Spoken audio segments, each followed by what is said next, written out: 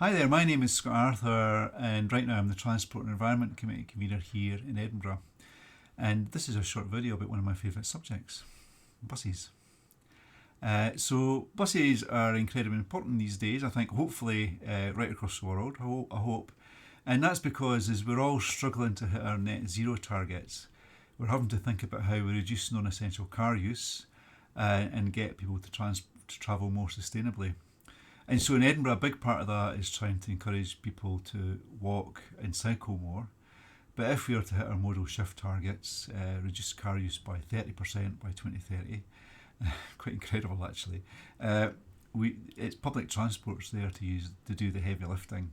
And of course in Edinburgh, tram is part of that. Hopefully this year it will carry, around 1 million passengers per month.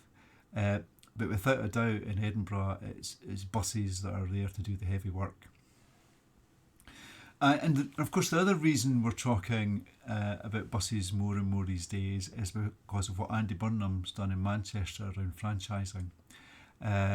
Real leadership, actually. I got up early to watch that network going live last year, and he said something really powerful. He said buses in Manchester are now back under public control. And I know that's something that, people right across the UK who have been living with some of the worst aspects of bus deregulation have been waiting for, actually. So really, really transformative. And I know people are looking to that and thinking, could they do the same? Not least Glasgow, of course. So buses are back under public control in Manchester. What he didn't say was public ownership, of course, and that's because the services in Manchester are operated by private companies, the same companies that run services elsewhere in the UK. It's just he has more control over that network through the franchising process. But in Edinburgh, buses are under public control. Let me change my slide. This is my second and last slide, you'll be glad to hear.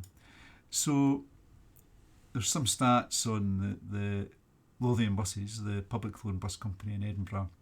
There's some stats on the left there, I won't read through it. But it's important to get an understanding of what the bus company is. So I'm in the picture here holding up a certificate. I got this for driving a bus in the Bus Driver of the Year competition run by Lothian Buses. I didn't come first, but I did get a certificate. And next to me is Cammy Day with his certificate. He's the leader of the council here in Edinburgh. He does a fantastic job. I would say that, wouldn't I? He's my boss. And to the left is Sarah Boyd, who's the MD of the bus company, a real leader actually. And on the right is Jim McFarlane, who chairs the board of the company. So Lothian Buses, last year carried just over 2 million passengers per week. They grew use by 17% in a single year. Obviously, still coming out of COVID, of course, but absolutely phenomenal. Travel anywhere in the city on a Lothian bus, anywhere but the airport for £2. The drivers have the best pay and conditions in Scotland. So ticking all the boxes there, but on top of that, unbelievably, it's like the cream on the cake. We also get a dividend from them. So 2 Fridays ago, Sarah sent me an email saying that they were going to post a dividend of £3.2 million. And now, I don't know what finances are like in your local authority, but getting an email on a Friday afternoon saying that a dividend of £3.2 million had been posted was very welcome. I wish every Friday was like that. So the other thing that you can't really convey in statistics is that what Lothian Buses doesn't do, and I think what some of the private operators right all across Scotland do is run routes and cherry pick lucrative routes. What Lothian's focused on is delivering a viable network of services. And within that, all the routes are well used, but obviously there's ones which are, must run at a huge surplus, but they are supported by and support routes which are less lucrative. And it's because the scale of Lothian in the city, they're able to take that network-based approach. And I think it's partly because of a kind of unwritten social contract with the council and the people in Edinburgh about what we expect from them. And I have to say that that expectation isn't just about routes, it's also about the nature of the buses themselves, particularly around accessibility. I think there's quite significant high expectations actually around what people in Edinburgh expect.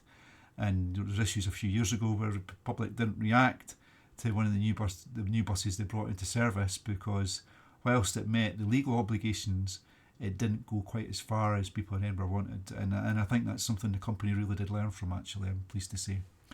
Maybe we shouldn't have spoke about that because it was a bit of a bad news story for them at the time. So yeah, so a fantastic service here in Edinburgh, but it's run as an arm's length organisation in that it's the council doesn't directly control it. It's the Sarah Boyd there is delivers a strategy which is developed in partnership with our board, and that's the way it operates. So their routes and timetables are set by them. They're not approved, or there's not really any real intervention from the council itself. So so whilst Andy Burnham can talk about public control, I'm pretty sure we don't have the same level of control in Edinburgh, despite having public ownership, and that's because of the way the company's set up. There is, in Edinburgh, there is subsidised bus routes which the council does deliver, and we put these out to contract, and any company can bid for them, including Lothian buses. And with them, councillors are responsible for setting the timetables and routes. And we have quite protracted discussions around a relatively small amount of routes. You can watch them on the webcast if you have time. And for me, they're a window into what it'd be like if we were to try to run, Lothian buses, help them run it, with 63 daytime routes, 19 night bus routes. When I look at the effort and frustration in just looking at these subsidised bus services. So for me, whilst we don't have the same level of public control that Andy Burnham has, it's a case of, if it's not broke, don't fix it. Indeed, we have looked at could we do more? Could we bring Lothian buses more under control of the council? And there is a mechanism to do that via the Transport Act. But I think on balance, we decided the risks that would come with that would outweigh any advantage that would exist. And I think and it's really important to remember that Lothian's been running for over 100 years, and it's a much cherished company, and people owe it huge loyalty in the city. I mean, I always say that when you go along Princes Street, you look up to the castle, and you see it looming over the city, over Princes Street Gardens. And that's one of the things that defines a city. But another thing that defines a city is Lothian Buses' fleet, both on Princes Street, but also right across the city, every hour of the day, and every day of the year they're out keeping the city moving. So they do a fantastic job. So we tamper with that at our peril, I think.